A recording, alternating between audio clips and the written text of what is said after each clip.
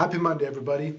Okay, so as Greg alluded to, I'm going to get into some nitty gritty in our economy, in the US economy right now, to kind of show what's going on uh, economically and where we're headed. So, Walmart actually just posted excellent earnings in their last report. And the former president of US operations actually spoke to those earnings saying, hey, this is great news for Walmart, but it's bad news for the economy.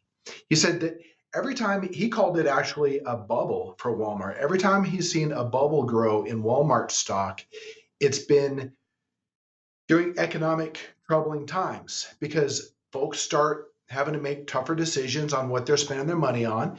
And so they're spending more of their money at Walmart instead. And so for like groceries, for instance, instead of going to Whole Foods, they might they spend less there and then go straight to Walmart for better deals, right? So he said basically that Walmart, they have a tailwind. The wind is behind their back and it's smooth sailing right now. But what that means is that it's headwinds now for the US economy. Now, here's an interesting comparison. Target.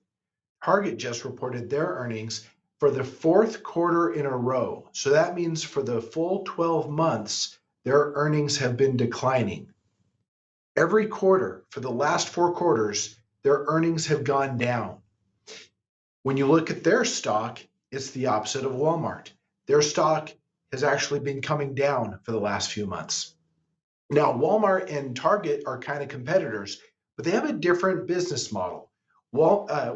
Target actually has a little higher end products. Their groceries are a little more expensive. They don't have quite the volume of groceries and they're a little more expensive. And there was some political pushback. And so I was curious about that.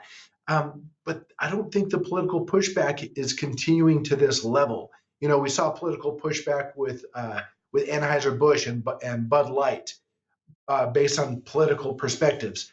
And that for sure was political pushback. This, I think it's the economy. I think folks are slowing down their purchases at Target and increasing them in the shopping centers like Walmart. So, what does this mean moving forward? It means that we're now seeing the actual ramifications of the recession that we've been saying is coming.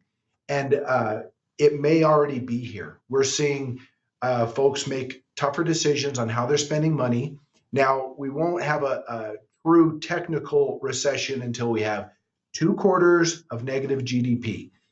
But those numbers can be manipulated. Meanwhile, what we're looking at in the market is Walmart's earnings are going up, which is good for Walmart, but bad for the US economy. And that being said, though, what we're investing in with real products when it comes to food, we don't have to worry about it. If people slow down on their Starbucks purchases, it doesn't matter because we're not investing in Starbucks. What we're investing in is coffee beans. So people may slow down on their purchases at Starbucks or Whole Foods, but they're not going to slow down on their coffee, right? And we own the beans, so you own the beans and your portfolios are going up. All right. With that, you guys have a great week. See you next week.